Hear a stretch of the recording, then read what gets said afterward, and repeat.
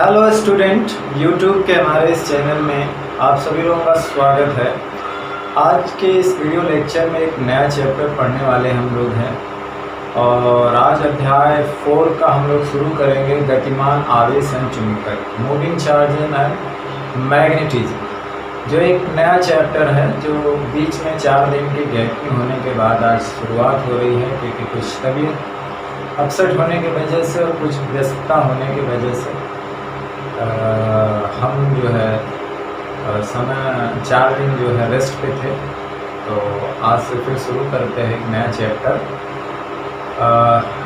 गतिमान आवेश और चुंबकत्व। तो इसमें हम लोग जो है चुंबकीय क्षेत्र के बारे में पढ़ेंगे, चुंबकीय बल के बारे में पढ़ेंगे, चुंबकीय क्षेत्र के मापन के बारे में पढ़ेंगे, चुंबकीय क्षेत्र की दिशा ज्ञात करने के नियम, चुंबकीय बल की दिशा ज्ञात करने के लिए जिस तरह से विद्युत क्षेत्र के बारे में स्टडी हम लोग किए थे, वही स्टडी हम लोग चुंबकीय क्षेत्र के बारे में करेंगे कि चुंबकीय क्षेत्र स्रोत क्या है, उत्पन्न कैसे होता है, और उत्पन्न होता है तो उसका मापन कैसे किया जाता है। इसका इसने प्रयोग करके पहले बताया था कि धारावाही चालक के चारों चुंबकीय क्षेत्र उत्पन्न होता है। तमाम सारी चीज़ें आगे स्टेप बाय स्टेप आएंगे। तो चलिए शुरू करते हैं। हमारे चैप्टर का नाम जो है वो है गतिमान आवेश और चुंबकत्व, अध्याय 4 है।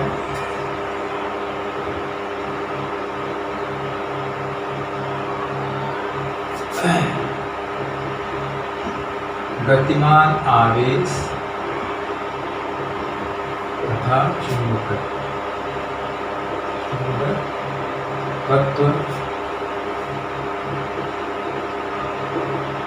Moving charges and magnetism.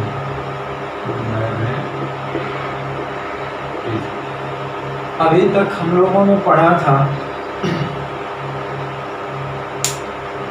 Charge स्थिर अवस्था में उसका अध्ययन किया गया था, जिससे विद्युत क्षेत्र आया था, चार्ज मूव कर रहा था कांस्टेंट वेलोसिटी से, तो उसका अध्ययन किया था हम लोगों ने।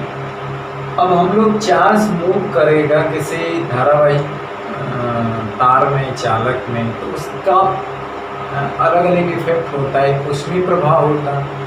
जिसे तार में करंट जाती है, तार गर्म हो जाता है, इसका हम ऊष्मीय प्रभाव कहते हैं। अब हम लोग पढ़ेंगे कि तार में करंट जा रही है तो उसके चारों ओर चुंबकीय क्षेत्र बना, एक्सपेरिमेंट करके देखा गया है।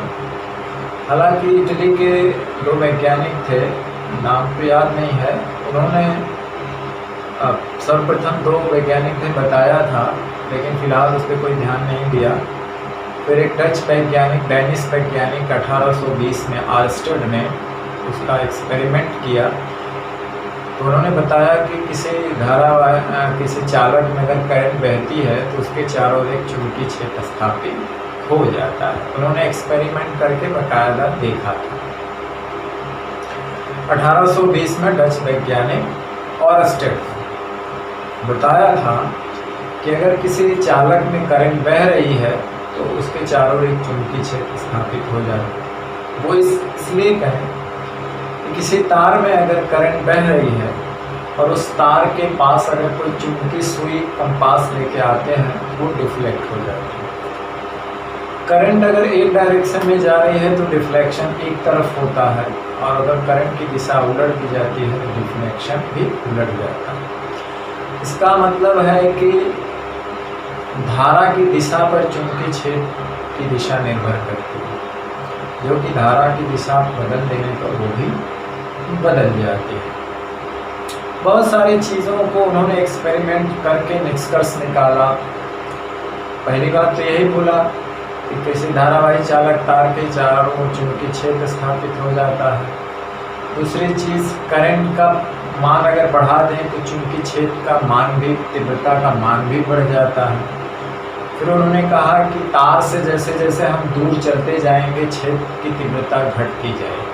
तार के करीब ज़्यादा होती है, जैसे जैसे हम दूर चलते जाएंगे तीव्रता घटती जाएगी। उसके बाद उन्होंने कहा कि चुंबकीय क्षेत्र है, इसकी जो डायरेक्शन हो वो धारा की दिशा पर निर्भर करती है। धारा की दिशा बदल देने पर उसकी भी दिशा बदल जाती है। किसी धारावाही चालक तार के अगर हम एक साइड देखें तो छेद की दिशा अलग होती है, उसकी दूसरी साइड देखें तो छेद की दिशा अलग होती है। ये सारी चीज़ें जो है वो एक्सपेरिमेंटली है, उन्होंने एक्सपेरिमेंट किया, इसके बाद निष्कर्ष निकाला, उस बातों को लिख दिया।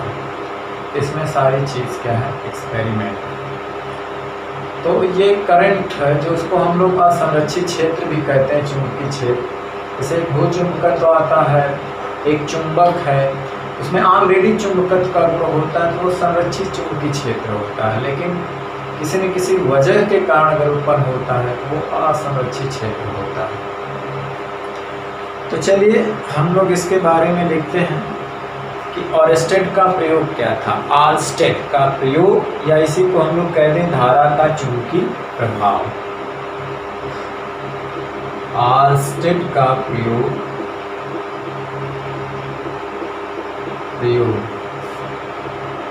ऑरस्टेड एक्सपेरिमेंट। ऑरस्टेड एक्सपेरिमेंट मतलब ऑरस्टेड का प्रयोग, या इसी को कहते हैं धारा का चुंबकीय प्रभाव, है ना, धारा का चुंबकीय प्रभाव, चुंबकीय इफेक्ट, या मैग्नेटिक इफेक्ट आप करंट भी कह सकते हैं, मैग्नेटिक इफेक्ट ऑफ करंट। तो उन्होंने प्रयोग के द्वारा, एक प्रोफेसर थे ऑरस्टेड, तो उन्होंने जो प्रयोग के द्वारा जो बात कही उस चीज़ को हम लोग लिख लेते हैं। तो उन्होंने कहा कि सन 1820 में, कब बताई थी बात, 1820 में डच क्या या डेनिश वैज्ञानिक, 20 में डेनिश वैज्ञानिक प्रयोग द्वारा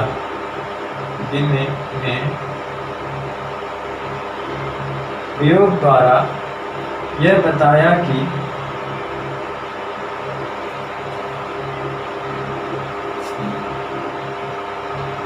किसी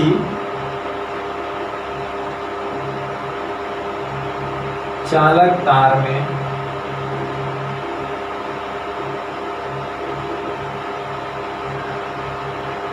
विद्युत धारा प्रवाहित की जाती है तो तार के चारों ओर चुंबकीय क्षेत्र स्थापित हो जाता है। तो उन्होंने इस बात की पुष्टि कैसे की, एक तार लिया, करंट गई उसमें, उसके पास उसमें चुंबकीय सुई रखा हुआ था, तो वो डिफ्लेक्ट हो गई और उस सुई और तार में करंट बहा करके उन्होंने बहुत सारी चीज़ें की जिससे निष्कर्ष निकाला, जिसको हमने अभी बताया, जिस चीज़ की अभी हमने चर्चा भी की। तो सारे एक्सपेरिमेंट के बाद उन्होंने निष्कर्ष निकाला और इसके बाद निष्कर्ष को अभी हम लोग निष्कर्ष को भी लिखेंगे। उन्होंने कहा स्थापित हो जाता है, क्यों कहा, क्योंकि चुंबकीय सुई रिफ्लेक्ट होगी, इसका मतलब चुंबकीय सुई चुंबक के कारण ही रिफ्लेक्ट होती है। जैसे एक रॉड चुंबक है, छड़ चुंबक, उसके बाद चुंबकीय सुई लाते हैं तो वो ऑलरेडी क्या हो जाती है, रिफ्लेक्ट हो जाती है। तो उसी तरह से करंट जो कंडक्टर है यानी कि धारावाही चालक के पास अगर लाया गया तो भी रिफ्लेक्ट हो जाती है। इसका मतलब है कि उसके चारों चुंबक उत्पन्न होता है, चुंबकीय क्षेत्र उत्पन्न होता है। तो इसी घटना को हम लोग क्या कहते हैं, इस घटना को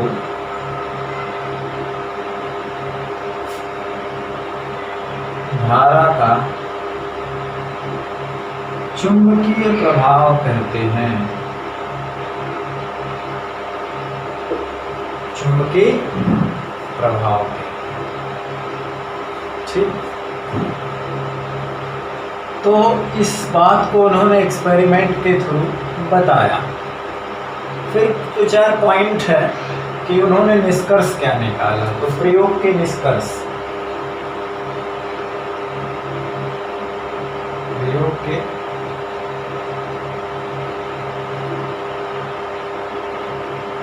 पहली बात तो उन्होंने यही कही, चालक तार में धारा प्रवाहित करने पर चालक के चारों चुंबकीय क्षेत्र स्थापित हो जाता है। चालक तार में धारा प्रवाहित करने पर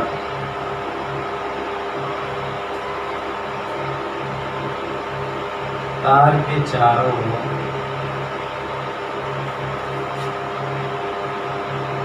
चुंबकीय क्षेत्र स्थापित हो जाता है।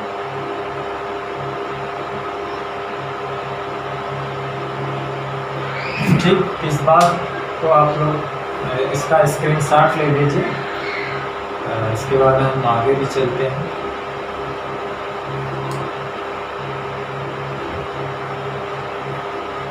चलिए,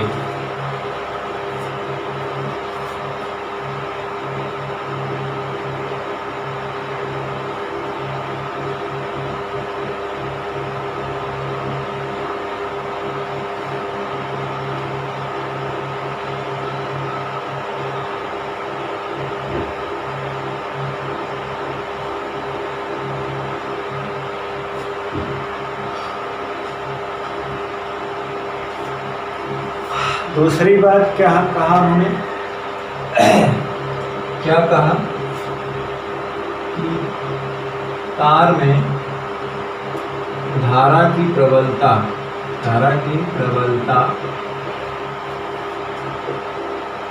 बढ़ा देने पर चुंबकीय क्षेत्र की तीव्रता का मान बढ़ जाता है।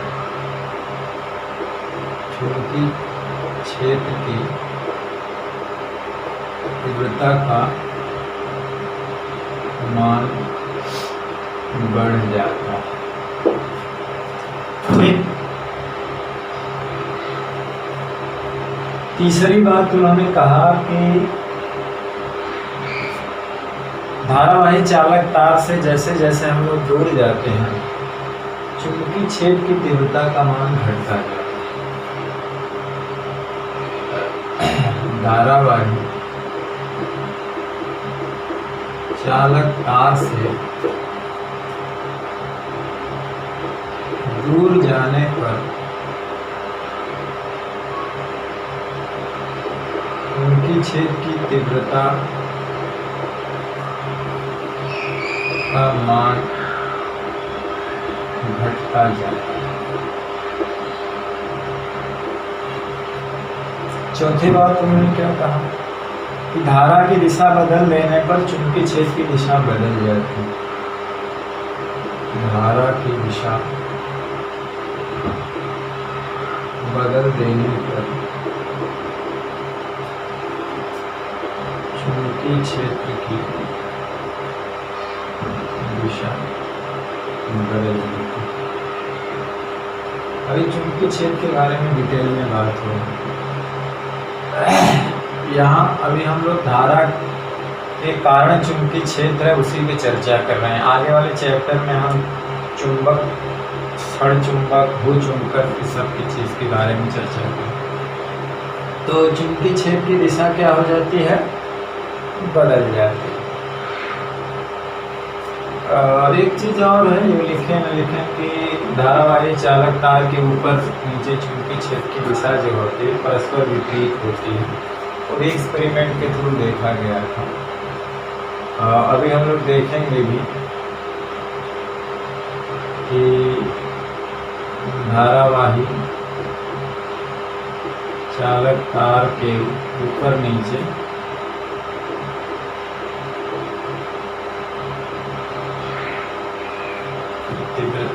की दिशा जो है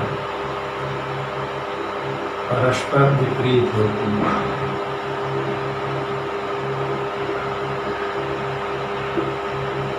तो ये था उनके एक्सपेरिमेंट का निष्कर्ष, रिजल्ट। ठीक, कंक्लूजन एक तरह से कह सकते हैं कंक्लूजन, जो निष्कर्ष था। ठीक, तो जो बात हो रही, इसमें सारी चीज़ें जो है एक्सपेरिमेंटली बात होगी। अभी बायो सेवर्ट का लॉ आएगा। बायो एंड सेवर्ट 2 वैज्ञानिक थे। उन्होंने जो करंट के कारण चुंबकीय क्षेत्र की तीव्रता का मापन किया था और डायरेक्शन बताया था। नहीं, मापन किया था, डायरेक्शन बताया कोई और था। जैसे दक्षिण हस्त का दाहिने हाथ का अंगूठे का नियम है, स्क्रू पेच का नियम है, तैरने का नियम है, हथेली का नियम है, तो बहुत सारा नियम है। तो फिर भी उन्होंने एक्सपेरिमेंट करके एक फार्मूला दिया था, लॉ दिया था। तो कोई इसका प्रूफ नहीं होता, लॉ बनाया जाता है, तो इनडायरेक्टली रूप से प्रूफ नहीं करते हैं। कुछ चीज़ें हैं जो एक्सपेरिमेंटली करके एक लॉ बना दी गई, एक फार्मूला बना दिया गया, उसे हम लोग अभी आगे देखें। चुंबकीय बल, धारावाही चालक पर लगने वाला, चुंबकीय क्षेत्र में कोई चालक तार रखा, उसमें करंट बैरेज पॉइंट बल लगेगा, डायरेक्ट फार्मूला है। चुंबकीय क्षेत्र में कोई आवेश गतिमान है तो उस पर कितना बल लग रहा होगा। तो अभी कुछ चीज़ें हम लोग नोट में लिखेंगे कि तार में करंट बह रही है तो उससे चुंबकीय क्षेत्र उत्पन्न हो रहा है, विद्युत क्षेत्र उत्पन्न हो रहा है। चार्ज मूव है तो उस पर बल लग रहा है, नहीं मूव कर रहा है, नहीं बल लग रहा है। और तो क्या क्या चीज़ें अभी हम लोग लिखेंगे। तो ये था उनका निष्कर्ष। अब हम लोग लिख लेते हैं धारावाही चुंबकीय क्षेत्र के स्रोत क्या होते हैं।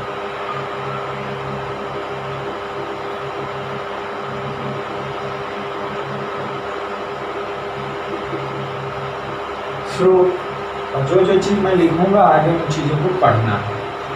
जैसे धारावाही चालक हो गया, यानी कि वही धारावाही चालक कह सकते हैं, यानी मेन चीज धारा है। दूसरा क्या हो सकता है, गतिमान आवेश, केवल आवेश गतिमान है।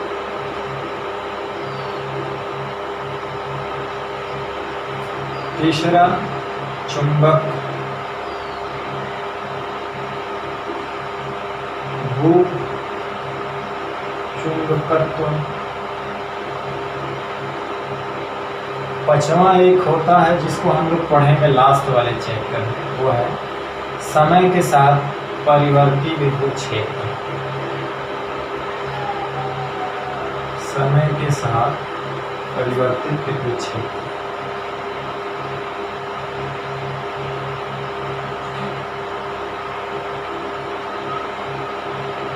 जैसे dE/dt, ठीक है। समय के साथ परिवर्ती विद्युत क्षेत्र से चुंबकीय क्षेत्र उत्पन्न होता है, इसको हम लोग आगे पढ़ेंगे, ठीक। तो ये चुंबकीय क्षेत्र के स्रोत हैं। ये क्या है, चुंबकीय क्षेत्र के स्रोत हैं। इन सब के बारे में बारी बारी से पढ़ना। धारावाही चालक, गतिमान आवेश जस्ट अभी पढ़ेंगे। चुंबक, भूचुंबकत्व अगले वाले चैप्टर में पढ़ेंगे। समय के साथ परिवर्ती विद्युत क्षेत्र नेक्स्ट वाले चैप्टर में पढ़ेंगे, ठीक। अब हम कुछ चीज़ें जो है नोटिंग पॉइंट में लिख लेते हैं, स्पेशल केस में, कि गतिमान आवेश के कारण कौन कौन सा क्षेत्र उत्पन्न होता है, धारावाही चालक के कारण कौन कौन से क्षेत्र होता है, आवेश अगर एक्सेलरेट हो तो क्या उत्पन्न होता है, आवेश स्थिर हो तो क्या उत्पन्न होता है, ठीक। इसका स्क्रीनशॉट ले लीजिए।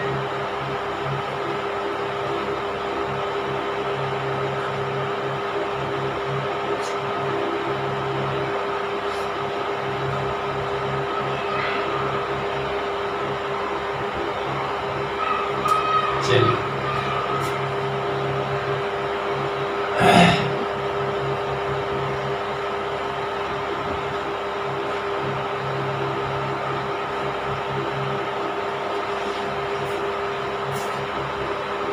इम्पोर्टेंट पॉइंट है कुछ,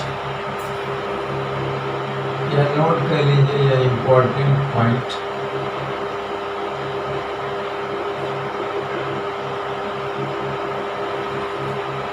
जैसे ये है स्थिर आवेश से केवल विद्युत क्षेत्र उत्पन्न होता है।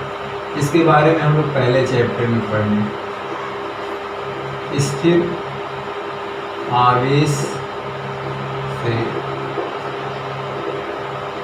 केवल विद्युत क्षेत्र उत्पन्न होता है।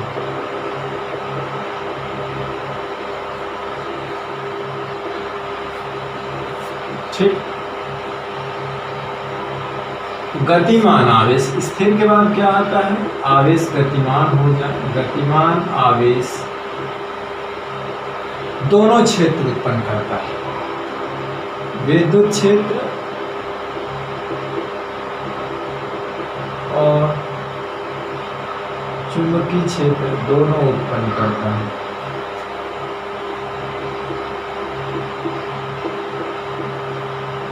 ठीक। तीसरी बात है धारावाही तार के बाहर, मतलब एक तार है उसमें करंट बह रही है, एक तार है उसमें करंट बह रही है, तो उस तार के बाहर या तार के कारण केवल और केवल चुंबकीय क्षेत्र उत्पन्न होता है, विद्युत क्षेत्र। यानी कि धारावाही तार के बाहर केवल व केवल चुंबकीय क्षेत्र उत्पन्न होता है।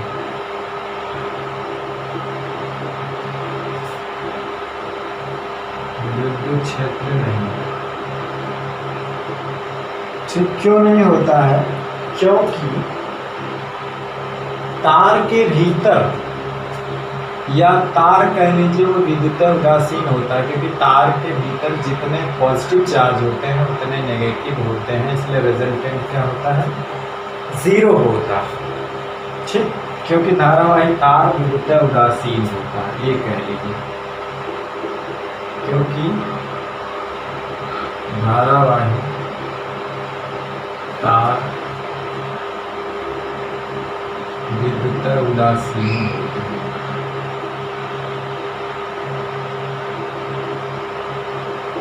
ठीक। ये 3 पॉइंट थी। चौथी है, अगर चुंबक स्थिर अवस्था में है तो उसके कारण केवल चुंबकीय क्षेत्र उत्पन्न होगा। सिंपल बात। जैसे आवेश अगर स्थिर अवस्था में था तो उसके चारों ओर चुंबक विद्युत क्षेत्र केवल उत्पन्न हो रहा था, तो उसी तरह से अगर चुंबक स्थिर अवस्था में है तो उसके चारों ओर केवल चुंबकीय क्षेत्र उत्पन्न होता है। ठीक। तो स्थिर अवस्था में चुंबक के चारों ओर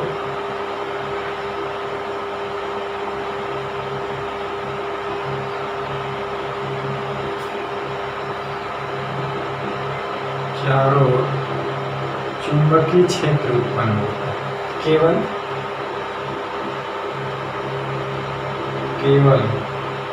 क्षेत्र उत्पन्न होता है।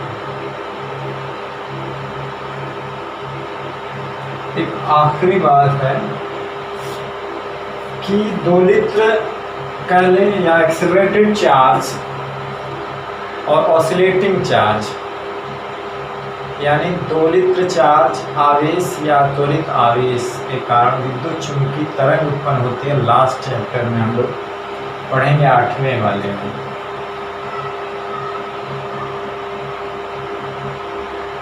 दोलित्र अथवा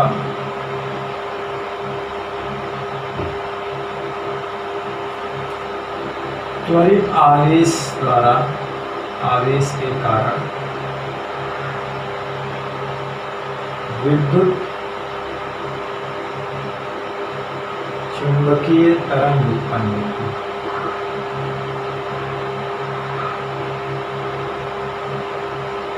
तो ऐसी तरंग उत्पन्न होगी जो विदाउट मीडियम भी चल सकती है। ऐसी तरंग उत्पन्न होती है जो विदाउट मीडियम भी चल सकती है।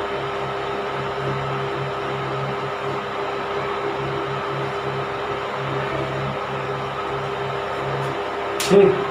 तो देखिए एक चीज इसमें निकल के आती है कि धारावाही चालक तार से केवल चुंबकीय क्षेत्र उत्पन्न होता है, और अगर आवेश स्थिर है तो उससे केवल विद्युत क्षेत्र उत्पन्न होता है। गतिमान है तो दोनों उत्पन्न होते हैं। यानी स्थिर आवेश जहाँ जहाँ विद्युत क्षेत्र वहाँ वहाँ, एक टैग लाइन है, चाहे तो लिख सकते हैं, स्थिर आवेश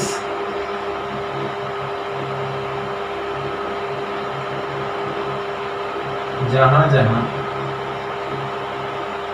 विद्युत क्षेत्र वहां वहां। उसी तरह से धारावाही चालक जहां जहां चुंबकीय क्षेत्र वहां, यानी कि धारा जहां जहां चुंबकीय क्षेत्र वहां, या केवल कहिए कि धारा जहां जहां चुंबकीय क्षेत्र वहां। ठीक, ये सारी चीज़ों जो है इफेक्ट स्थिर आवेश का, गतिमान आवेश का, तार के भीतर करंट बह रही है उसका, ठीक। और चार्ज एक्सेलरेट कर रहा है, मतलब एक्सेलरेट मतलब उसकी स्पीड लगातार बढ़ रही है, या कहीं दोलन कर रहा है। ऑसिलेट मतलब एक्सेलरेट का मतलब, एक्सेलरेट करने का मतलब ही होता है ऑसिलेट करना। त्वरित होने का मतलब है कि वो ऑसिलेट कर रहा है, तो उससे एक नई रेस निकलती है, नई तरंग निकलती है, जिसमें विद्युत और चुंबकीय क्षेत्र दोनों के गुण होते हैं, दोनों एक दूसरे के परपेंडिकुलर डायरेक्शन में होते हैं, और उन दोनों के परपेंडिकुलर ही हमें तरंग रिलीज होती है और मूव करती है, ठीक। अब हम लोग चुंबकीय क्षेत्र के बारे में तो चर्चा कर ही लेते हैं।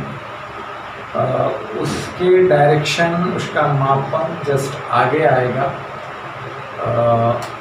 और चुंबकीय क्षेत्र एक थोड़ा सा इंट्रोडक्शन है, उसका मात्रक हम लोग निकालेंगे और उसकी बीमा हम लोग निकालेंगे। और रही बात उसके मापन की, तो वो जस्ट आगे है। इसके पहले हम लारेंज बल के बारे में, चुंबकीय बल के बारे में बात करेंगे।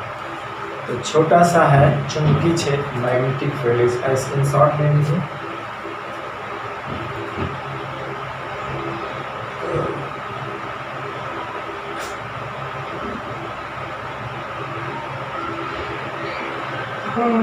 चलिए,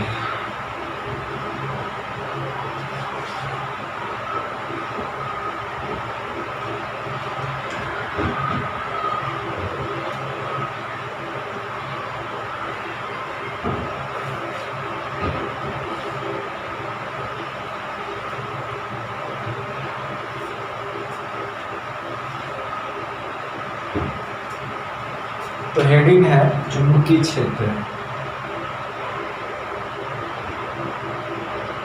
डिटेल में आगे पढ़ेंगे।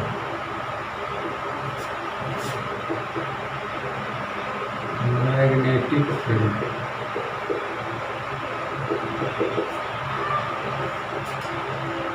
तो परिभाषा तो ऐसे ही है जैसे विद्युत क्षेत्र की थी, ऐसे चुंबकीय क्षेत्र। विद्युत क्षेत्र के था किसी आवेश के चारों ओर का वह क्षेत्र जहाँ तक उसके विद्युतीय प्रभाव का अनुभव किया जाए। उसी तरह से किसी चुंबक के चारों ओर या किसी धारावाही चालक तार के चारों ओर का वह क्षेत्र जहाँ तक उसके चुंबकीय प्रभाव का अनुभव किया जा सकता है या किया जाता है। विद्युतीय प्रभाव का, यहाँ चुंबकीय प्रभाव का, तो वो उसका चुंबकीय क्षेत्र कहलाता है। और चुंबकीय क्षेत्र की तीव्रता कोण B से प्रदर्शित करते हैं, और ये एक सदिश राशि उसके ऊपर तीर लगाते हैं। तो एक वेक्टर राशि है, इसे वेक्टर फॉर्म में भी प्रदर्शित करेंगे, लेकिन इसका मापन का फार्मूला, इसके डायरेक्शन कैसे निकाली जाती है, वो जस्ट आगे हम लोग पढ़ेंगे डिटेल में। सारी चीज़ डिटेल में ही चलेगी। तो किसी धारावाही चालक और चुंबक लिखेंगे, किसी धारावाही चालक व चुंबक के चारों ओर का वह क्षेत्र, चारों ओर का वह क्षेत्र जिसमें चुंबकीय प्रभाव का अनुभव किया जा सकता है, जिसमें चुंबकीय प्रभाव का अनुभव किया जा सकता है, अनुभव किया जाता है या किया जा सकता है।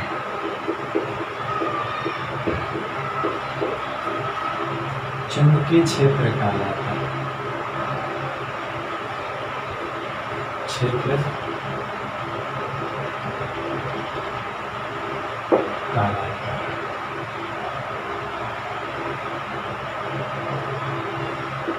चुंबकीय क्षेत्र की तीव्रता को यानी इसके मैग्नीट्यूड को मापन कैपिटल V से प्रदर्शित किया जाता है।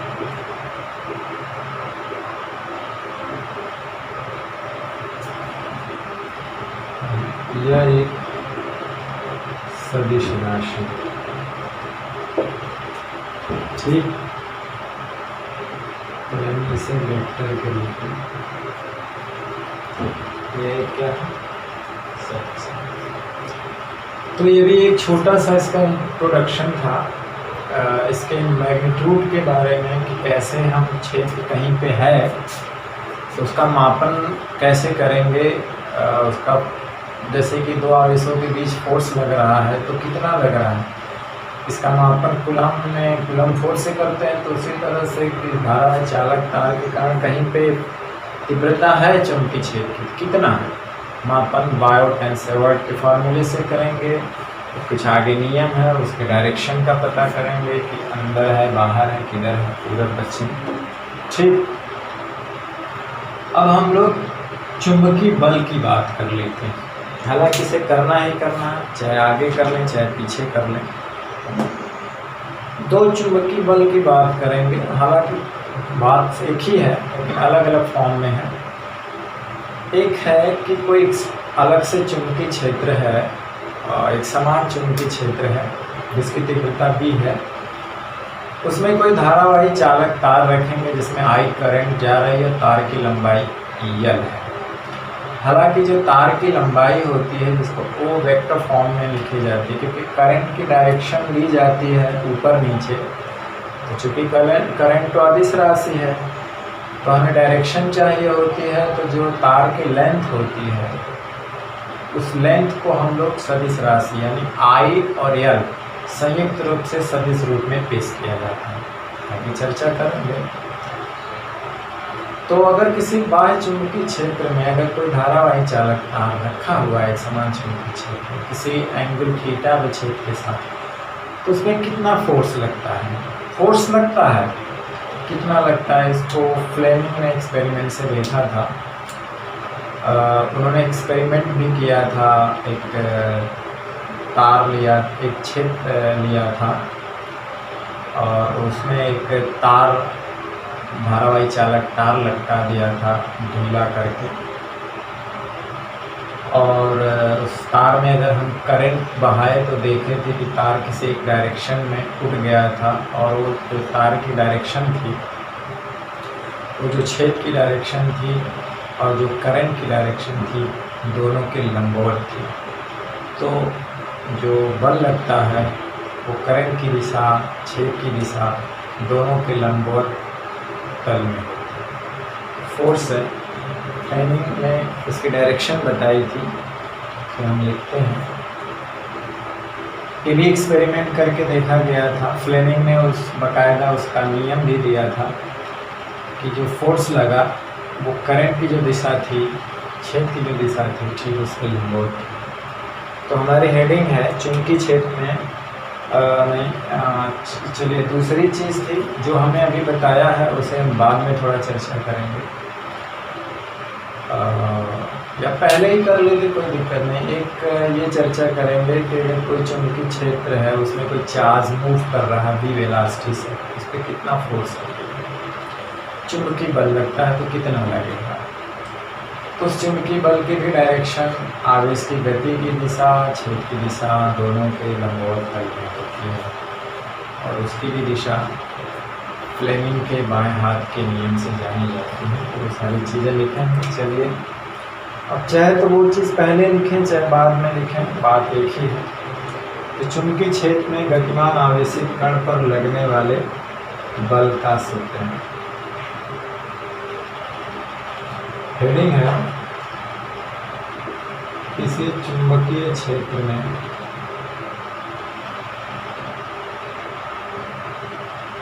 गतिमान आवेश पर। एक चीज है कि चुंबकीय क्षेत्र में अगर कोई चार्ज स्थिर है, देखा गया उस पर कोई फोर्स नहीं है, अनुभव किया गया, तो फार्मूला निकाला गया जिसका मापन कैसे करेंगे। तो मापन का फार्मूला बता रहे हैं। अगर कोई धारावाही चालक तार था इसमें और यहाँ पे एक चार्ज रखा था, तो इस पर कोई फोर्स नहीं लग रहा था, कोई हलचल नहीं। लेकिन अगर यही फोर्स मूव करने लगा तो या तो ये इधर जाने लगा या तो इधर जाने लगा, यानी इस पर फोर्स होने लगा। जब मूव करता है तब, ठीक। तो किसी चुंबकीय क्षेत्र में गतिमान आवेश पर लगने वाले चुंबकीय बल का सूत्र, लगने वाले चुंबकीय बल का सूत्र। हालांकि इसे हम लोग लॉरेंज बल भी कहते हैं, लेकिन लॉरेंज बल जो है वो संयुक्त रूप होता है, विद्युत बल और चुंबकीय बल का संयुक्त रूप होता है लॉरेंज बल। आगे हम लोग पढ़ेंगे इसके बारे में। चुंबकीय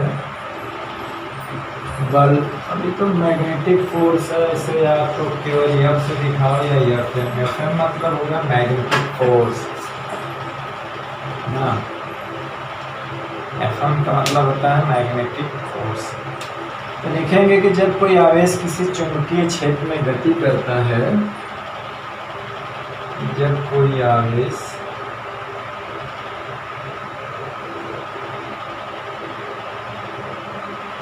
किसी चुंबकीय क्षेत्र में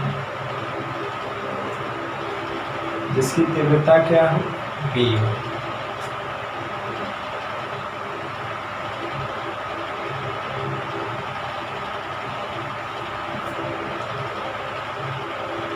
में गति करता है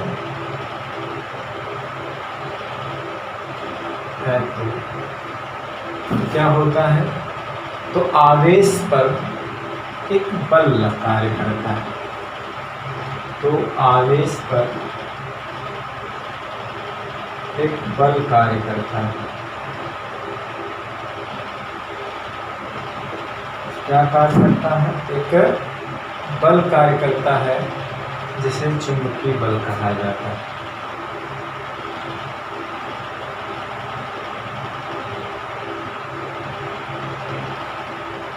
बल कहते हैं, और एफएम से प्रदर्शित करते हैं, एफएम से प्रदर्शित करते हैं।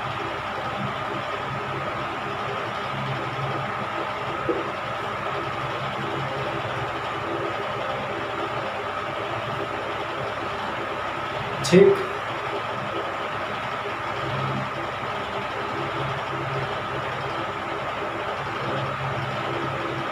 अब जो इस बल की जो दिशा होती है, वो देखा गया है कि इस बल की जो दिशा होती है वो आवेश की गति की दिशा और चुंबकीय क्षेत्र की दिशा दोनों के लंबवत होती है। इस बल की दिशा, चुंबकीय क्षेत्र की दिशा,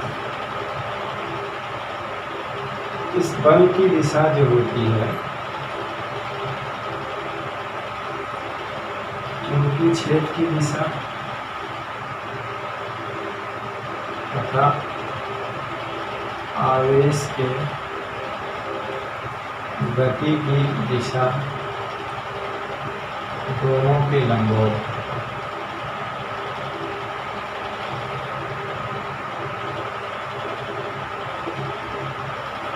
दोनों के क्या होती हैं, लंबवत।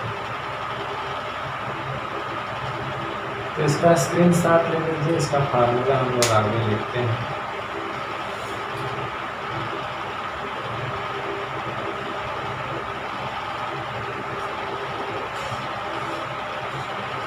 पे ये वर्ड चलिए लिख ले, कोई बात नहीं, बाद में फिर फिर एक्स्ट्रा हो गया,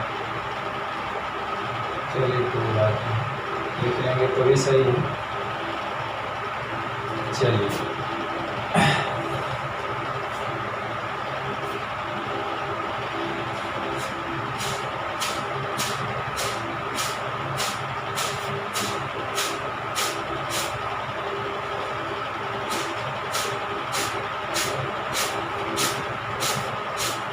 तो इसमें क्या है कि मान लेते हैं एक चुंबकीय क्षेत्र की दिशा है, एक समान चुंबकीय क्षेत्र की तीव्रता, जिसकी डायरेक्शन ये तीव्रता दी है, इसमें एक चार्ज है Q जो v वेलोसिटी से थीटा कोण पर मूव कर रहा है। तो इस पे फोर्स इन दोनों की डायरेक्शन के लंबवत लगता है तो कितना लगता है? तो हम कहेंगे कि यदि Q कूलाम का आवेश चुंबकीय क्षेत्र की तीव्रता v की दिशा में, यदि Q कूलाम का आवेश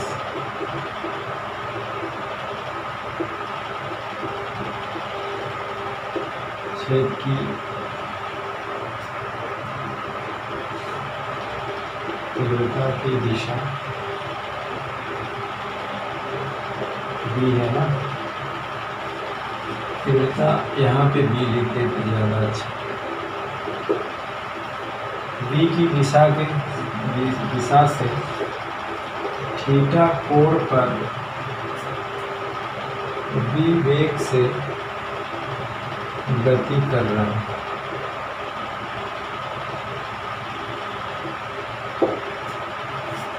तो उस पर लगने वाला चुंबकीय बल क्या है? ठीक, तब विद्युत क्षेत्र की अनुपस्थिति में, मतलब है कि विद्युत क्षेत्र का हम यहाँ काउंट नहीं कर रहे हैं, क्योंकि मोशन में है तो इसमें विद्युत क्षेत्र भी उत्पन्न होगा, तो विद्युत क्षेत्र यहाँ है ही नहीं है बाहर से कि उस पर कोई फोर्स लगे, विद्युत क्षेत्र हालांकि उत्पन्न होगा, तो विद्युत क्षेत्र की अनुपस्थिति में, विद्युत क्षेत्र की अनुपस्थिति में आवेश पर लगने वाला चुंबकीय बल क्या होगा? आवेश पर लगने वाला चुंबकीय बल, इसको हम Fm या सिंपली F से ही प्रदर्शित करेंगे, वो होता है Q v sin थीटा। ठीक,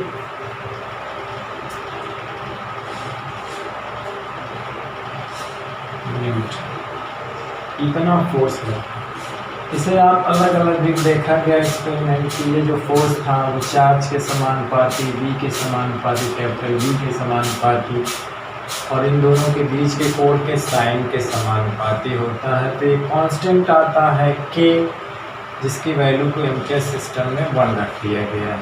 तो अलग अलग लिखने के बजाय एक साथ लिखो, वो भी एक लॉ है कि इतना फोर्स लगता है, इसका मापन इस तरह किया गया। तो देखा गया कि Q d v sin theta पे निर्भर कर रहा है और उसके समानुपाती है। यह कांस्टेंट आएगा जिसका मान हम K की वैल्यू ऐसा चुनते हैं, तो उसका मान, मतलब मापन की पद्धति ऐसा लेते हैं कि K की वैल्यू 1 आ जाएगा, क्या सिस्टम में K 1 होता है। ठीक, इसे अगर वेक्टर फॉर्म में लिखें तो ऐसे भी लिख सकते हैं Q d sin theta n cap, ये मैग्नीट्यूड हो गया, इसके साथ एन कैप लगा दिए तो ये वेक्टर फॉर्म में हो गया। या वेक्टर फॉर्म में ये एक तरीका और लिखना है, Q तो अदिश राशि है, v sin थीटा को हम लोग लिख सकते हैं वेक्टर v, इस तरह लिखा है।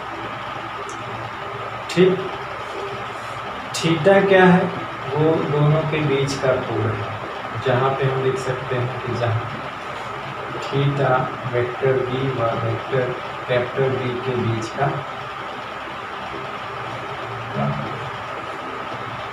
कोण। ठीक, तो ये भी एन कैप जो उस पर लिखा गया है वो बल की दिशा में एकांक वेक्टर है। एन कैप क्या है? वी व कैपिटल वी की दिशा के लंबवत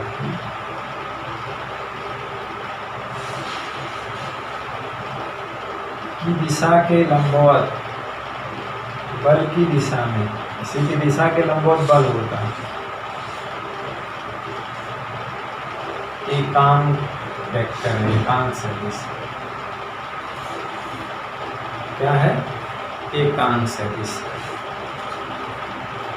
ठीक, तो ये फोर्स लगता है, इसे आप कहीं कहीं लिखा है, किसी को लारेंज बल भी कहते हैं, लेकिन लारेंज बल जो है आपके एनसीईआरटी में है कि विद्युत बल और चुंबकीय बल दोनों का संयुक्त रूप लारेंज बल कहलाता है।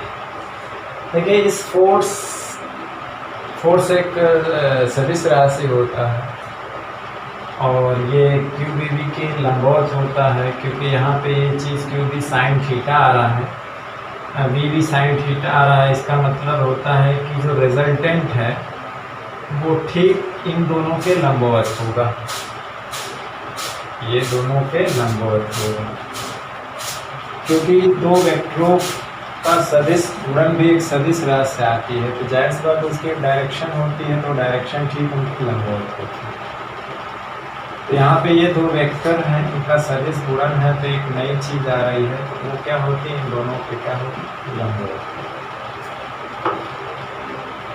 हम लोगों ने देखा था वेक्टर में A cross B, A B sine theta N cap होता है, एन कैप जो ठीक उसके लंबवत वेक्टर आता है सदिश राशि, उसकी डायरेक्शन बताते हैं। अब कुछ में स्पेशल केस देख लेते हैं, फिर हम लोग इसकी डायरेक्शन की बात करते हैं और किसने डायरेक्शन बताई, क्या बताई, उसको देखते हैं। ठीक, फिर हम लोग इसके मात्रक b का मात्रक, इस फार्मूले से हम b का मात्रक निकालेंगे, b की बीमा निकालेंगे। ठीक, तो आप इसका स्क्रीनशॉट ले लीजिए।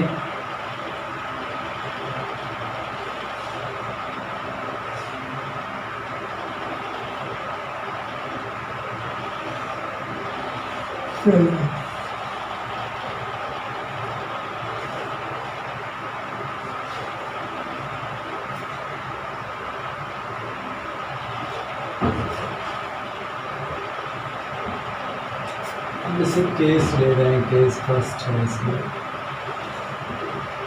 यदि इसमें थीटा की वैल्यू को 0 डिग्री या 180 डिग्री, मतलब अगर चार्ज मूव कर रहा है,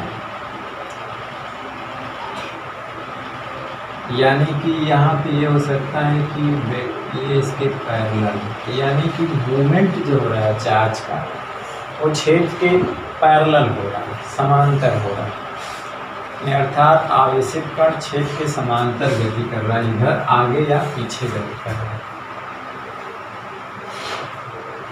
अर्थात आवेश जो है वो क्षेत्र के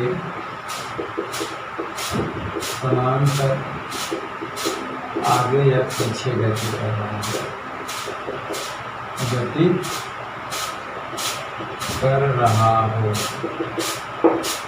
ठीक, आगे या पीछे गति कर रहा हो मतलब क्या हुआ? तो यहाँ पे थीटा साइन थीटा की वैल्यू क्या हो जाएगी? 0। भाई 0 रखेंगे तब भी 0, 180 रखेंगे तब भी 0, 0 आगे से हम लोग कहेंगे इसका न्यूनतम मान, तो फोर्स 0। या ये कह लीजिए कि अगर चार्ज जो है वो B के पैरेलल मूव कर रहा है तो उस पर कोई फोर्स नहीं लगेगा, B के पैरेलल जा रहा है, कोई फोर्स नहीं, आगे पीछे जा रहा है तो कोई फोर्स नहीं लगेगा। ठीक, दूसरा केस क्या है? यदि B 0, वेग 0, अर्थात आवेशित कण स्थिर हो,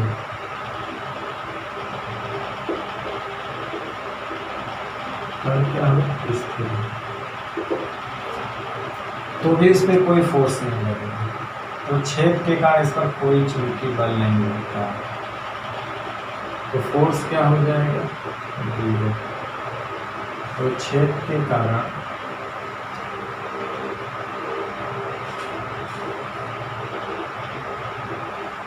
इस पर कोई चुंबकीय बल नहीं लगता है। ठीक, तो छेद के कारण इस पर कोई चुंबकीय बल, चार्ज स्थिर हो तो कोई फोर्स नहीं लगता है। चार्ज अगर मूव भी कर रहा हो पैरेलल अगर, तभी कोई फोर्स नहीं लगेगा।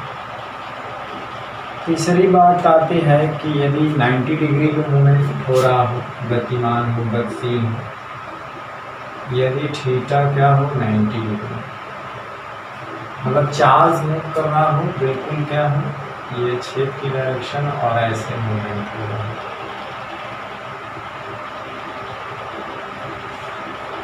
ठीक, अभी लंबवत गति कर रहा है, अर्थात आवेश जो है छेद के लंबवत गतिमान, अर्थात आवेशित का छेद की दिशा के लंबवत गतिमान है, अर्थात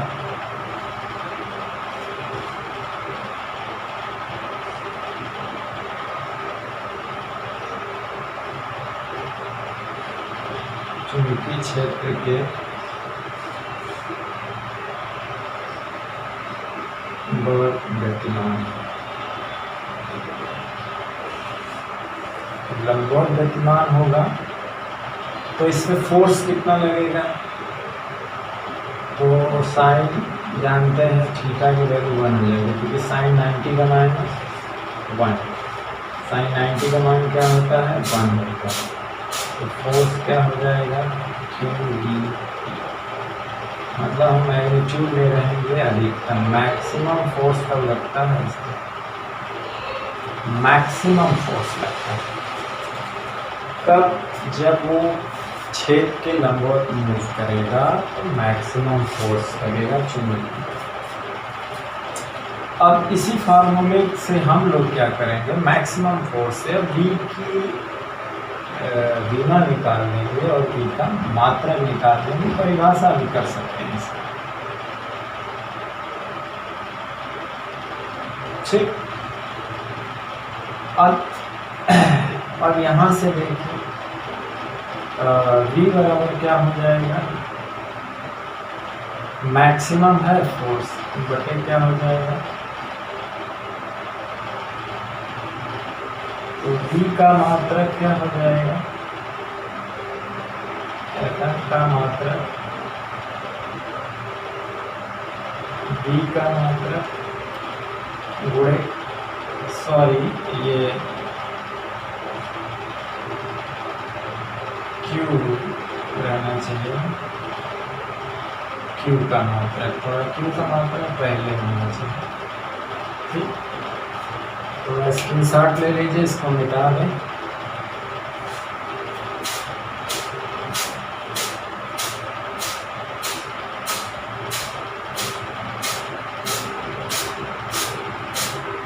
चलिए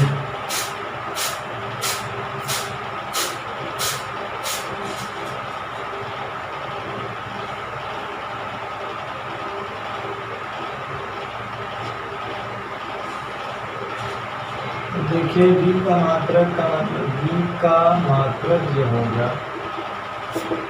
अब ये बल का मात्रक न्यूटन, Q का मात्रक क्या होता है एम्पियर, आवेश का होता है कूलाम होता है, आवेश का मात्रक क्या होता है कूलाम, और इसका होता है मीटर पर सेकेंड। कूलाम पर सेकेंड को हम लोग क्या कहते हैं एम्पियर कहते हैं, क्या हो जाएगा न्यूटन एम्पियर गुणे, कूलाम पर सेकेंड को क्या कहते हैं एम्पियर, I बराबर Q/T, यानी कूलाम पर सेकेंड को क्या कहते हैं एम्पियर, धारा का मात्रक हो गया। इसलिए V का जो मात्रक हो गया वो हो गया न्यूटन पर एम्पियर मीटर। ठीक, इसे टेस्ला भी कहते हैं, इसे टेस्ला भी कहते हैं। टेस्ला बड़ा मात्रक होता है और कैपिटल टी से व्यक्त करते हैं।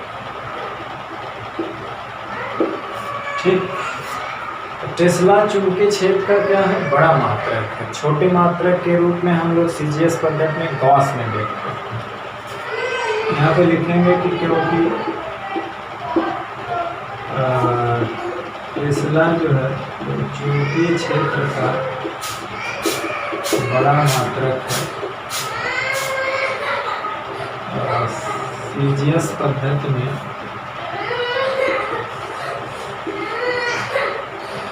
होता मात्रक प्रयोग करते हैं, गॉस प्रयोग करते हैं।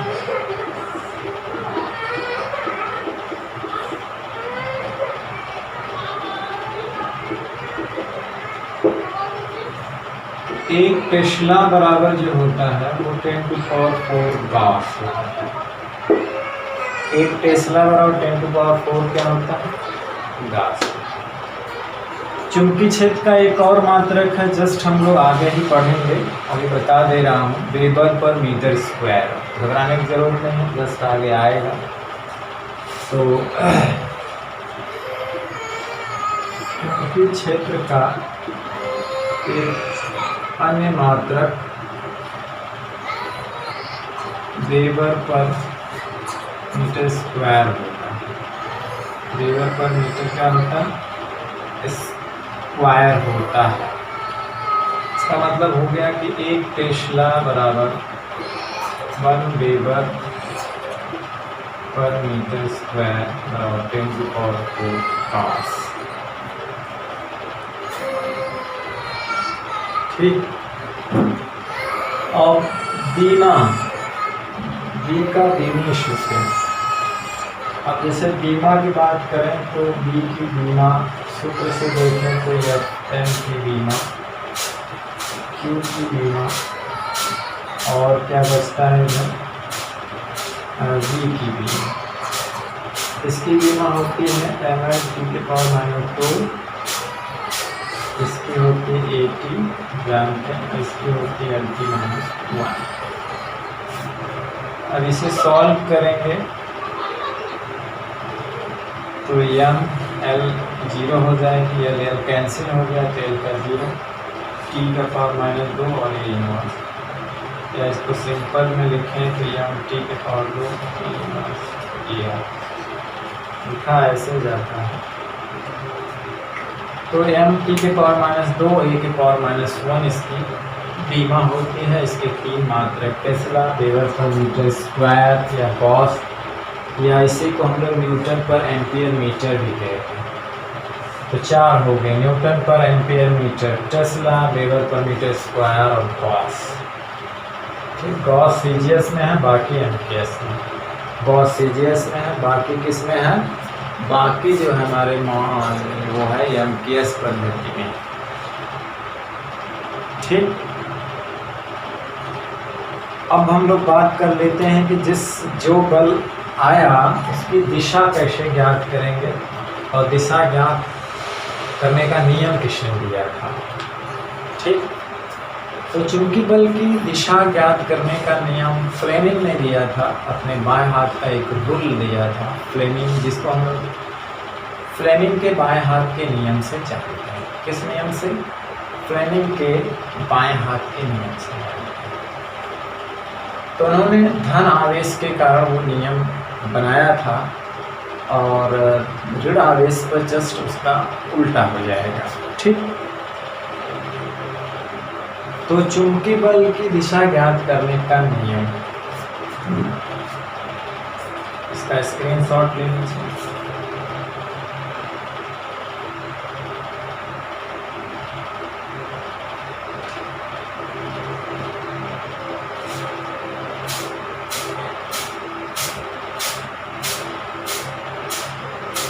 चुंबकीय बल की दिशा ज्ञात करने का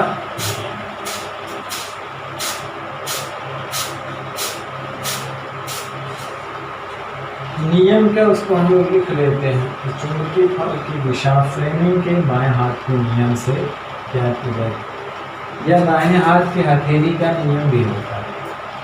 दाहिने हाथ के हथेली का नियम होता है, उसे भी हम बताएंगे आगे। तो इस क्या लिखेंगे कि चुंबकीय बल की दिशा फ्लेमिंग के बाएं हाथ के नियम से जानी जाती है, या ज्ञात की जाती है, जानी जाती है, चलो ये ज्ञात की जाती है। ठीक, ज्ञात की जाती है। फ्लेमिंग ने इसका रूल दिया था। फ्लेमिंग ने ही देखा था कि जो फोर्स है वो आवेश की गति की दिशा और छेद की जो डायरेक्शन है उसके लंबवत होता है। ठीक, तो फ्लेमिंग ने अपने बाएं हाथ का रूल दिया था। बाएं हाथ, फ्लेमिंग की बाएं हाथ के नियम से जानी जाती है। बाएं हाथ, उन्होंने कहा कि बाएं हाथ की पहली उंगली और बीच वाली उंगली, तर्जनी और middle finger, first finger, middle finger और अंगूठा, तीनों को परस्पर लंबवत फैलाएं, मतलब तीनों एक दूसरे के लंबवत हो। इस तरह से तीनों परस्पर क्या हो, लंबवत। उसने कहा कि अगर इसकी पहली उंगली, ये वाली, इस पर लिख लेना, चुंबकीय छेद की डायरेक्शन में रखी जाए या चुंबकीय छेद की दिशा व्यक्त करे, और बीच वाली क्या करे, आवेश की गति की दिशा व्यक्त करे, तो अंगूठा आवेश पे लगने वाले चुंबकीय बल की दिशा व्यक्त करे। ये उनका नियम था। इस बात को हम लोग लिख लेते हैं। तो लिखेंगे कि इस नियम के अनुसार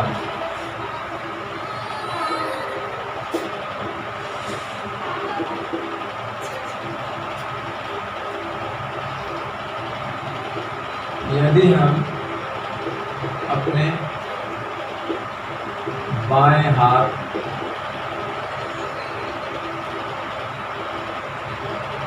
का अंगूठा, पहली अंगुली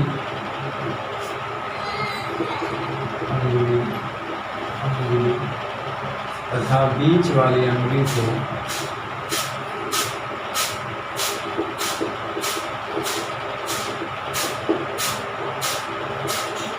इस प्रकार फैलाएं कि तीनों परस्पर लंबवत रहें, परस्पर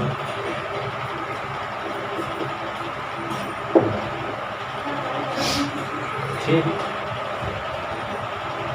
लंबवत रहें। यदि पहली अंगुली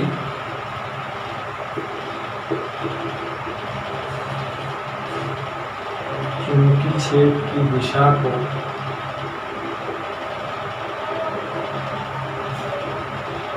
तथा बीच वाली अंगुली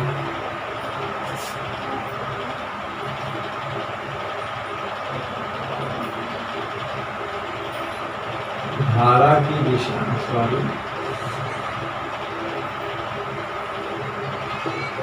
आवेश की गति की दिशा को व्यक्त करें, तो अंगूठा चुंबकीय बल की दिशा व्यक्त करेगा। चुंबकीय बल की दिशा व्यक्त करेगा, तो अंगूठा चुंबकीय बल की दिशा व्यक्त करेगा। ठीक, तो नोट में ये लिखेंगे कि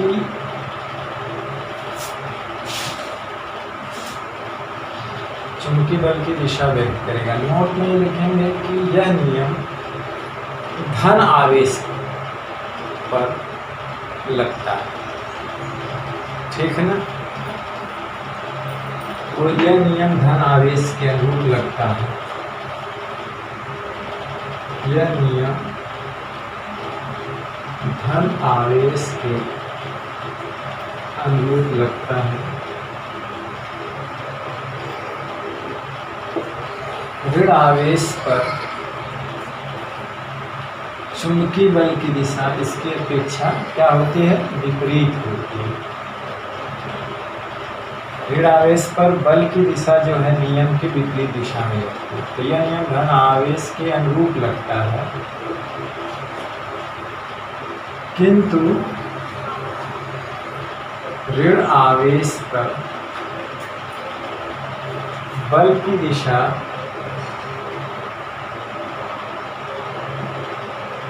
नियम के क्या होती है? बल की दिशा जो होती है नियम के विपरीत दिशा में होती है। नियम के विपरीत दिशा में होती है।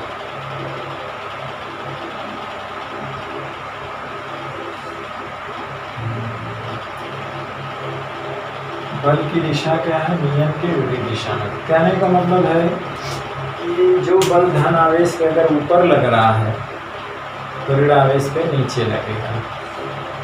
अगर धन आवेश पे ऊपर लग रहा है तो ऋण आवेश, ठीक। तो कहने का मतलब है कि जैसे कि अगर यहाँ पे अगर हम बात करें, ये है नॉर्थ, ये है साउथ, ये है ईस्ट, ये है वेस्ट। दाहिने ईस्ट होता है, बाएं वेस्ट होता है। तो अगर हम ये देखें कि एक चार्ज जो है Q है, ये इस डायरेक्शन में मान लीजिए मूव कर रहा है v वेलोसिटी से, और क्षेत्र की डायरेक्शन जो है ईस्ट के डायरेक्शन इधर 90 डिग्री पे, तो फोर्स किधर लगेगा? साउथ की तरफ की, वेस्ट की तरफ की, ब्लैक बोर्ड के आउट डायरेक्शन में कि इनवर्ड डायरेक्शन में, ठीक। तो हम बिल्कुल सिंपल है वही रूल अपनाएंगे। ये क्या बताएगा? क्षेत्र की डायरेक्शन। ये क्या बताएगा? आवेश की गति की दिशा। तो देखो सिंपल इसे क्षेत्र में हमने रख दिया और इसे आवेश की गति की दिशा में रख दिया। अंगूठा किधर जा रहा? अंदर। किधर जा रहा? अंदर की। तो वो बल लग रहे हैं, लगेगा ब्लैक बोर्ड के ब्लैक बोर्ड के पर अंदर की। किधर लगेगा? अंदर की। जो EFM यहाँ लगेगा वो अंदर। अगर वही नीचे मूव करे तो बाहर हो जाए, ठीक। अगर यहीं पे निगेटिव चार्ज हो और ये मूवमेंट ऊपर की तरफ हो और क्षेत्र की डायरेक्शन में है तो फोर्स आउटवर्ड लगने लगेगा। हमने कहा नियम के विपरीत हो जाएगा, ठीक है ना। तो इसका बड़ा इस्तेमाल है, याद रखिएगा। इस पे क्षेत्र, इस पे आवेश की गति, फोर्स, ठीक।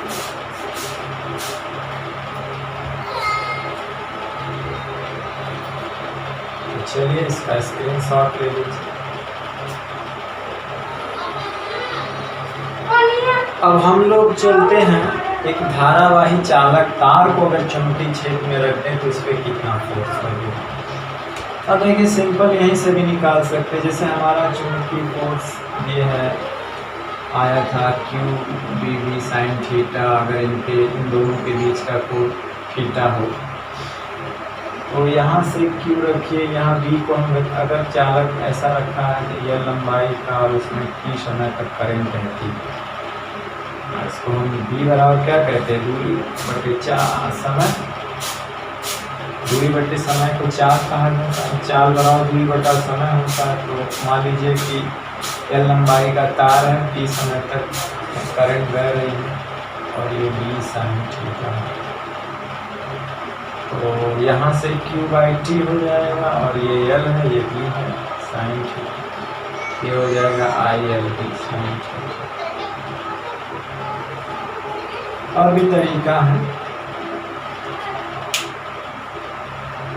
तो हम हालांकि ये सारी चीज़ें डायरेक्ट ली गई थी, आप उसे कन्वर्ट करके बाद में निकाल लिया गया कैसे न ऐसे होता है। ठीक,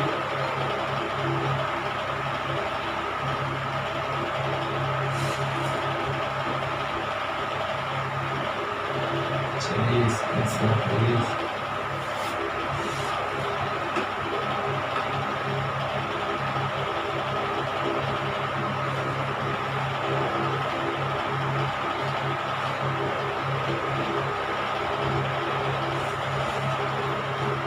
जैसे कोई अलग एक तरह से और निकाला गया, मतलब कोई सिंगल चार्ज है जिसका आवेश ई है, इस पर अगर हम देखें मूव कर रहा है तो ये कि बी साइन थीटा है अगर की डायरेक्शन और इसके बीच तक कोई तार है, धारावाही चालक तार है, करंट के तार है। ठीक है, एक समान चुंबकीय क्षेत्र, मान लीजिए उसमें जो आवेश का मोमेंट होता है वो अनुगमन वेग से होता है।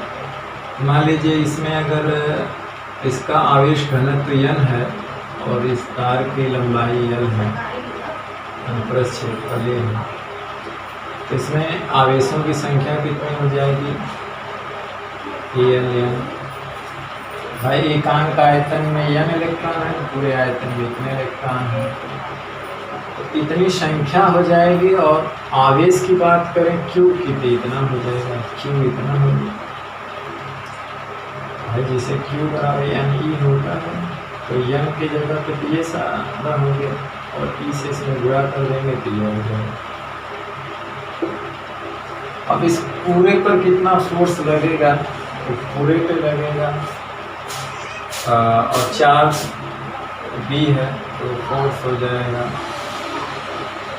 NALE BD B sine theta. और सभी कितने वेग से जा रहे हैं, इस वेग से, जाहिर सी बात है इतनी चीज़ को हम लोग क्या बोल देते हैं, आई बराबर अनुगत सिद्धांत से, अनुगति मॉडल हमने पढ़ा था, अनुगत सिद्धांत अनुगति मॉडल तो था NEA BD, तो NEABD तो आई कह लेंगे, L बचा रहेगा, B साइन थीटा तभी आ जाएगा। तो इस बात को कोई वो नहीं, प्रूफ नहीं होता है, इसलिए इस चीज़ को हम लोग डायरेक्ट लेके लेते हैं। ठीक, चलिए तो हेडिंग है चुंबकीय क्षेत्र में स्थित धारावाही चालक तार पर लगने वाले चुंबकीय बल का सूत्र।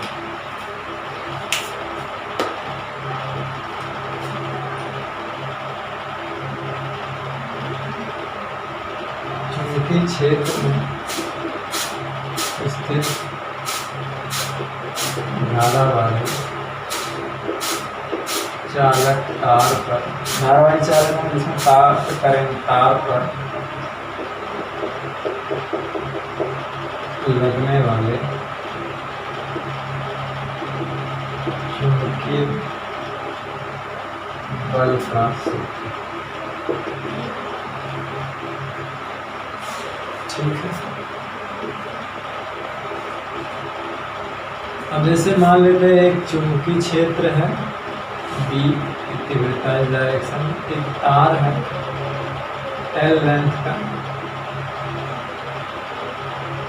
और इसमें करंट I बह रही है और ये थीटा पे है। तो चुंबकीय क्षेत्र में स्थित किसी धारावाही चालक तार पर लगने वाला चुंबकीय बल मानेंगे कि यदि यह लंबाई का धारावाही तार, यदि यह लंबाई का धारावाही चालक तार जिसमें I धारा बह रही है, I एम्पियर की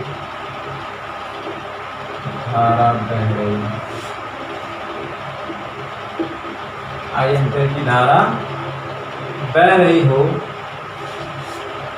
चुंबकीय क्षेत्र की दिशा से चुंबकीय क्षेत्र की दिशा से थीटा कोण पर रखा है। चुंबकीय क्षेत्र की दिशा से थीटा कोण पर रखा।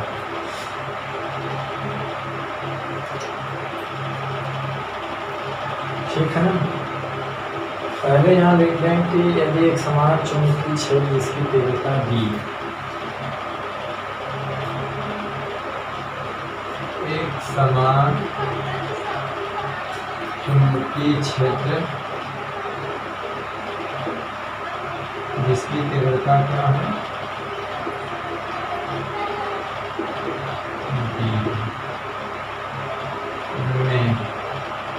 यह लंबाई का धारावाही चालक तार जिसमें I एम्पीयर की धारा बह रही है चुंबकीय क्षेत्र की दिशा से थीटा कोण पे रखा। ठीक है ना। तो धारावाही चालक तार पे लगने वाला चुंबकीय बल, तो धारावाही चालक तार पर लगने वाला चुंबकीय जो बल होता है वो होता है ILB sin theta. ILB sin theta. ठीक। तो यहाँ पे जो यल है उससे IL को वेक्टर फॉर्म में लिया जाए। I चूंकि अलग अदिश राशि, लेकिन IL को संयुक्त रूप से वेक्टर फॉर्म में लिया जाता है। इसको अगर हम वेक्टर फॉर्म में इस तरह भी लिख सकते हैं ILB sin theta n cap. n cap मैंने फोर्स की दिशा में एकांक वेक्टर है, या इसे ऐसे भी लिख सकते हैं IL क्रॉस B।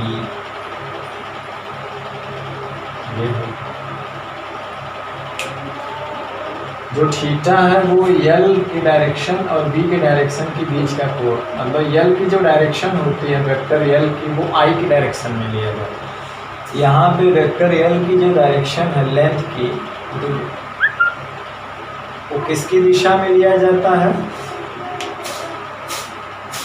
धारा की दिशा में लिया जाता है। तो वेक्टर यल की जो दिशा वो धारा की दिशा में, तो LB sin थीटा को हम L क्रॉस B लिख सकते हैं। n कैप जो है वो फोर्स की दिशा में एकांक वेक्टर, n कैप क्या है, फोर्स की दिशा में क्या है, एकांक वेक्टर। n कैप जो है वो बल की दिशा में एकांक सदिश। ये केवल डायरेक्शन बताता और कुछ नहीं, इसका परिमाण एकांक होता है। ठीक। और इसको भी अकेले में लॉरेंट बल कहते हैं, लेकिन हम कहते हैं लॉरेंट बल जो है चुंबकीय बल और वैद्युत बल का कॉम्बिनेशन होता है। ठीक।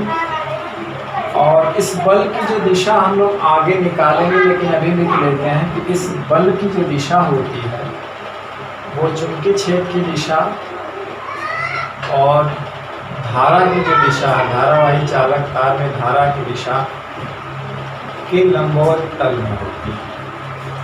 ठीक। तो इस जो बल की दिशा होती है चुंबकीय क्षेत्र की दिशा अर्थात तार में धारा की दिशा, ठीक है ना।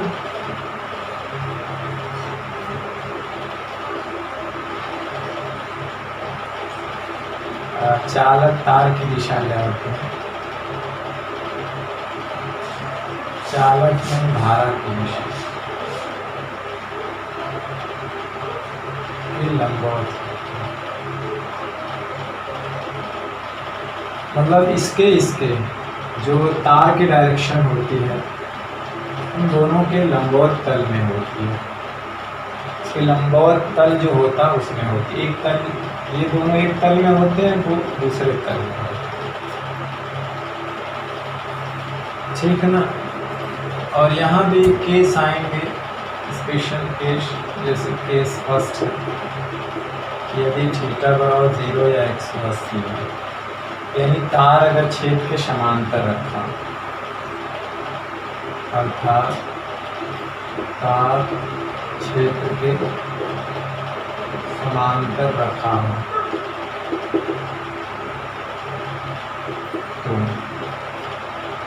तो क्या होगा, साइन थीटा 0, इसलिए फोर्स क्या हो जाएगा 0,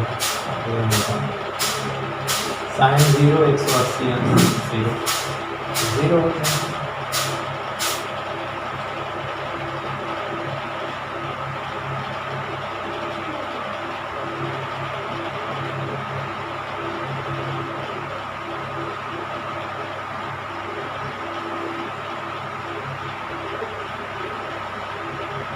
ठीक,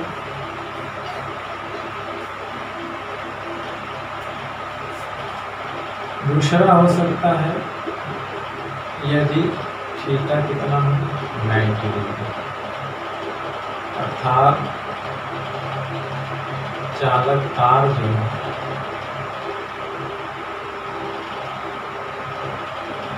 छेद की दिशा के लंबवत रखता है,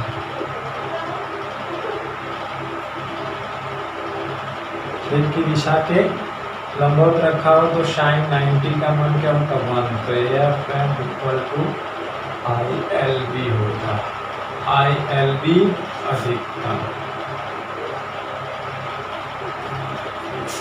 ILB क्या होता है अधिकतम हो जाएगा। ठीक, तो इस फोर्स तार पे मैक्सिमम कब लगेगा, जब वो लंबवत रखा हो, यानी कि एल की डायरेक्शन जो धारा की डायरेक्शन होती है ठीक इसके लंबवत। ठीक, इसका स्क्रीनशॉट ले लीजिए। चलते हैं इसके डायरेक्शन के बारे में, एक नियम और बता देंगे इसका।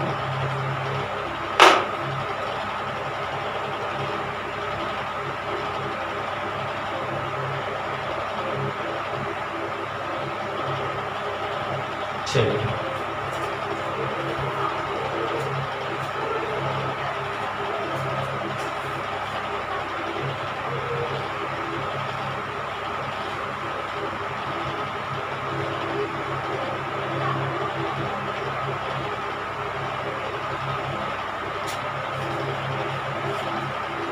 तो इसमें भी एक्सपेरिमेंटली देखा गया, आप इसको भी किसी किताब में देखेंगे कि ये दिया रहेगा प्रोपोर्शनल टू एल,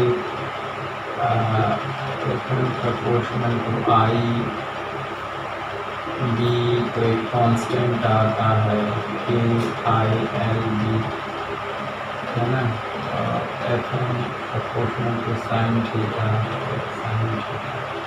एम केस में कहेगा कि के की वैल्यू पाएँ, तो डायरेक्ट लिखेगा एफ एम बराबर ILB साइन थीटा, तो वही हमें साइन डायरेक्ट। ठीक,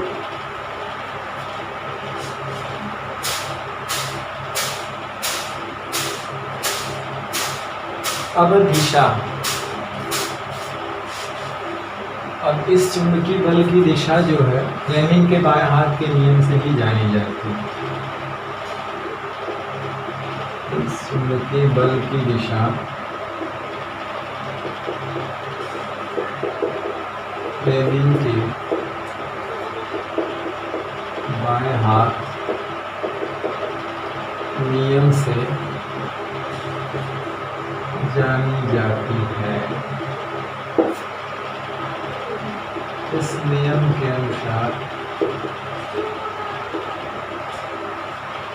वही बात है कि यदि बाएं हाथ का अंगूठा और पास की दोनों अंगुलियां, यदि बाएं हाथ का अंगूठा पास की दोनों अंगुलियां इस प्रकार फैलाएं कि ये परस्पर लंबवत रहे, परस्पर क्या रहे, लंबवत रहे।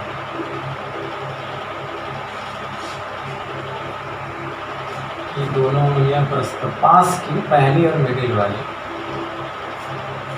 ठीक। तो यदि पहली अंगुली चुंबकीय छेद की दिशा को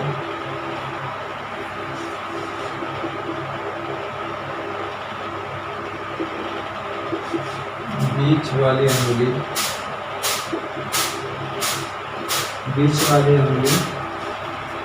धारा की दिशा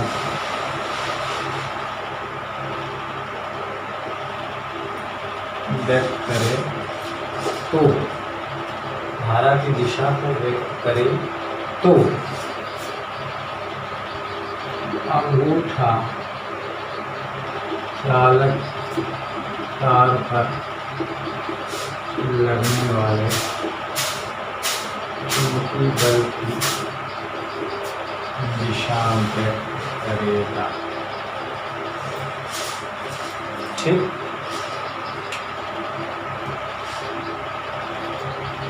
नोट यह है कि चुंबकीय बल की दिशा दाएं हाथ के हथेली के नियम से भी जानी जाती है।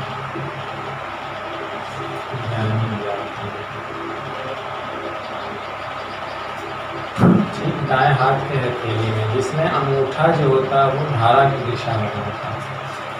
इसमें क्या करेगा, अंगूठा जो होता है वो आई की दिशा होता है या क्यूबी की दिशा होती है। अंगुलियां जो होती हैं, ये अंगुलियां वो छेद की दिशा बताती हैं। अंगुलियां जो हैं चुंबकीय छेद की दिशा बताती हैं। यानी सभी अंगुलियां, अंगूठा जो यानी बाएं हाथ के हथेली को इस प्रकार फैलाएंगे कि सभी अंगुलियां अंगूठा परस्पर क्या है, लंबवत है। अंगूठा धारा की दिशा में या आवेश की गति की दिशा में, अंगुलियां चुंबकीय छेद की दिशा में। तो हथेली की दिशा क्या होगी, चुंबकीय बल की दिशा।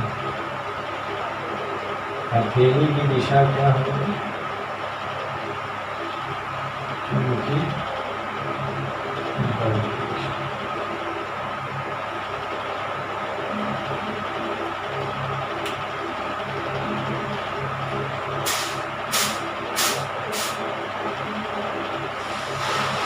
हथेली की दिशा चुंबकीय बल की दिशा में। दाहिने हाथ के हथेली का नियम चुंबकीय छेद की दिशा भी ज्ञात करने के लिए है, तो आगे हम लोग देखेंगे। अभी हम इसके बाद लॉरेंज बल पढ़ेंगे। कुछ चीज़ें हैं जो उनके बारे में पढ़ेंगे, जो कॉन्सेप्ट है उसके बारे में पढ़ेंगे। लॉरेंज फोर्स अभी जो वैद्युत बल और चुंबकीय बल का संयुक्त रूप होता है, इसकी भी डायरेक्शन हम फ्लेमिंग के बाएं हाथ के नियम से जानते हैं। दाएं हाथ के हथेली के दो नियम हैं, एक फोर्स के लिए, एक छेद के लिए। आगे हम लोग पढ़ेंगे। तो आगे हम लॉरेंज बल पढ़ेंगे, बायो-सेवर्ट का लॉ पढ़ेंगे और बायो-सेवर्ट लॉ मापन करेगा विद्युत चुंबकीय छेद की तीव्रता मतलब कितनी मात्रा में उत्पन्न होती है। फिर उस छेद की डायरेक्शन ज्ञात करने के कौन कौन से नियम है, पेंच का नियम, अंगूठे का नियम, हथेली का नियम और प्लस तैरने का नियम, बहुत सारा नियम है, उसको जानिए। तो आज का वीडियो लेक्चर बस हम यहीं समाप्त करते हैं। अगले वीडियो में हम फिर मिलते हैं एक नए टॉपिक के लिए। तो पढ़ते रहिए, पढ़ाई करते रहिए। All the very best. Thank you very much.